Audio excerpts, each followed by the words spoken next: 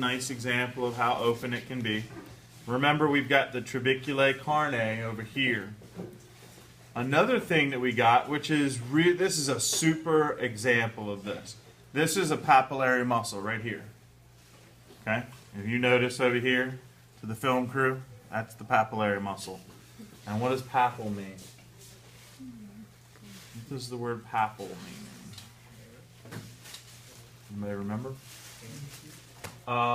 It is part of the muscle that makes the hair stand up.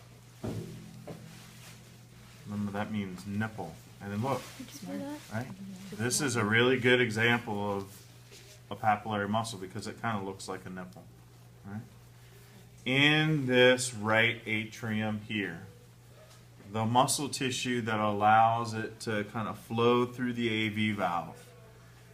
This muscle tissue within here, and somewhat within the auricle of each one of these.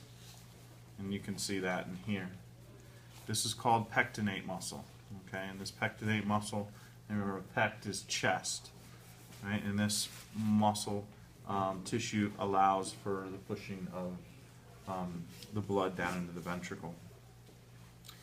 You can also see that each one of these chordae tendineae that attaches to the papillary muscle, and you're going to see these pointed flaps on the AV valves, and remember, these are cusps, and thus they got their name tricuspid and bicuspid on the other side.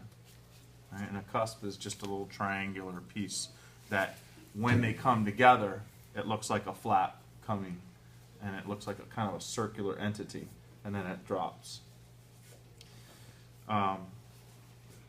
So those are the two things that we have inside. Outside, this shiny stuff right here, this is going to be the epicardium.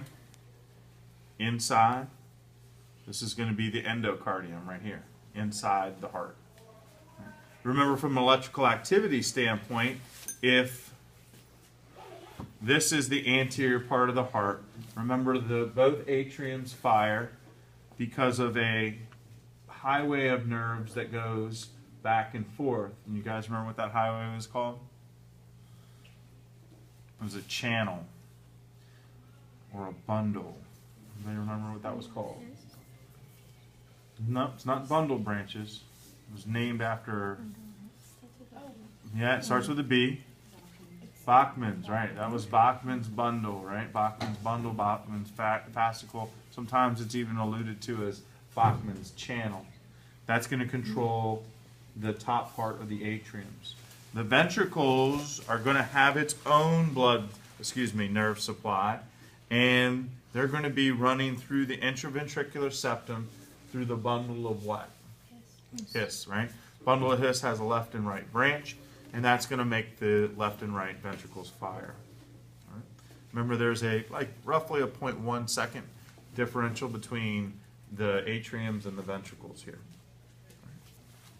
Okay, the other thing that is of note to us, and once again, they have a pretty good specimen here, and if I'm digging through it the right way, I'm probably going to run right into it. There is, unless they've already cut it, there's going to be a ligament, and this ligament is going to attach the pulmonary trunk to the aorta and brachiocephalic. And the reason is that these ventricles, when they contract, they're going to cause a little torquing of the heart.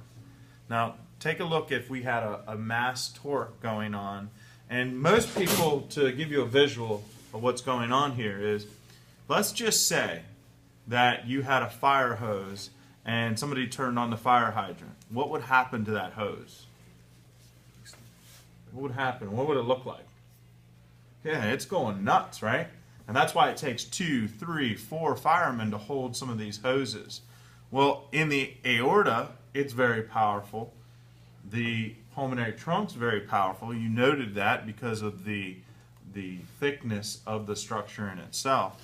And to keep these together without twisting, and you can only imagine every time I beat, and I'd have this rotating heart.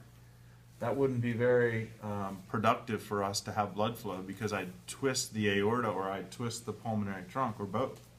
So I have a ligamentous structure between the pulmonary trunk and the aorta and brachiocephalic, which keeps the two tight. And it doesn't allow for me to twist. And that ligament is called ligamentum arteriosum, where it's going to connect these two structures. Now, when I was looking for it and noting that I don't see yours at this point in time, and it could be deeper. That's something you may want to, but you'll notice because it's a very short, strong band of ligaments. All right, when you'll note it, usually it's right around in here, and it could be a little deeper, and I could be just missing it. But take your probe down there and try to investigate it through some of the areolar tissue and lipid tissue. Okay?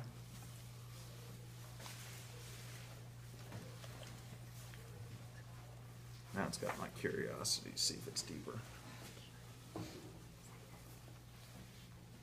I think that's it right there. Because I don't see any remnants of it on either one, unless it was so high up that when they cut it, it doesn't really matter.